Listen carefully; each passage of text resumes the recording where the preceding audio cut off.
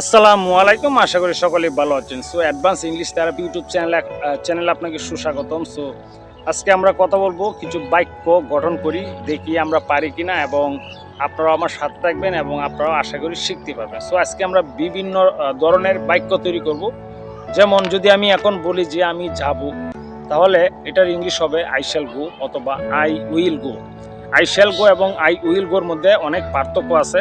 সেটা হচ্ছে I shall go যদি আমি বলি তাহলে আমি যাব, জাস্ট একটা আভাস প্রকাশ পাচ্ছে। আর যদি আমি আই উইল গো বলি তাহলে মানে আমি যাবই যাব। সো এই দুটার মধ্যে কিন্তু অনেক পার্থক্য। শ্যাল এবং উইল এই দুটার মধ্যে অনেক পার্থক্য। সো পার্থক্যটা যদি আপনি বুঝতে পারেন তাহলে কিন্তু শ্যাল এবং উইল এর ব্যবহারটা আপনি পারবেন। তারপরে যদি আমি বলি যে আমি কি যাব, দেখেন একটু আগে আমি বলেছি আমি যাব, এখন এটা কিন্তু অ্যাসার্টিভ সেন্টেন্সে পড়ছিল, বাট এখন আমি একটা ইন্টারোগেটিভ সেন্টেন্স তৈরি করব। তাহলে হবে শ্যাল আই গো অথবা will I go. Shall I go অথবা উইল আই গো যদি আমি বলি তাহলে এটা প্রশ্ন করা হচ্ছে যে আমি কি যাব। সাপোজ ধরে আপনাকে আমি বললাম যে ভাই আমি যাব নাকি বা আমি কি যাব, তখন এটা কিন্তু প্রশ্নবোধক হয়ে যায়। আর এই সেন্টেন্সটা গঠন করতে গেলে আপনাকে শ্যাল আই গো অথবা উইল আই গো দিয়া আপনাকে তৈরি করতে হবে। তারপর যদি আমি বলি আমি কাজটা করতে পারবো, আমি কাজটা করতে পারবো, তাহলে এটা ইংলিশে হবে I can do the work. I can do the work মানে হচ্ছে আমি কাজটা করতে পারবো। তারপরে যদি এটাকে প্রশ্ন করি তাহলে এই আই এর আগে চলে আসবে ক্যান। তাহলে আমি যদি বাক্যটা বানাই সেটা হচ্ছে can I do the work, আমি কি কাজটা করতে পারবো।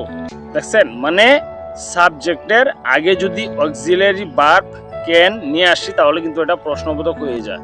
শুধু ক্যান না, অক্সিলিয়ারি ভার্ব যতগুলো আছে সবগুলা যদি সাবজেক্টের ফার্স্টে আসে তখন কিন্তু এটা প্রশ্নবোধক হয়ে যায় এবং লাস্টে প্রশ্নবোধক চিহ্নটা দিতে হয়। এটা হচ্ছে রুলস অথবা নিয়ম। তারপর যদি আমি বলি যে আমি হেঁটে যাচ্ছি, আমি হেঁটে যাচ্ছি, I am walking. I am walking মানে হচ্ছে আমি হেঁটে যাচ্ছি। আমি বাজারে যাচ্ছি, আমি বাজারে যাচ্ছি। So I am going to the market. I am going to the market এটার মানে হচ্ছে আমি বাজারে যাচ্ছি। আমি আজকে একটা মোবাইল ফোন কিনবো, আমি আজকে একটা মোবাইল ফোন কিনবো। I will buy A phone today. I will buy A phone today অথবা মোবাইল একই কথা। তারপর I shall buy A phone today একই কথা, মানে শ্যাল এবং উইল একই কথা, তবে পার্থক্য আছে যে যদি উইল দিয়ে আমরা বাক্য তৈরি করি তখন এটা নিশ্চয়তা প্রকাশ করে, আর যদি শ্যাল দিয়ে গঠন করি তাহলে এটা নিশ্চয়তা প্রকাশ করে না। সো এটার মধ্যে হচ্ছে পার্থক্য।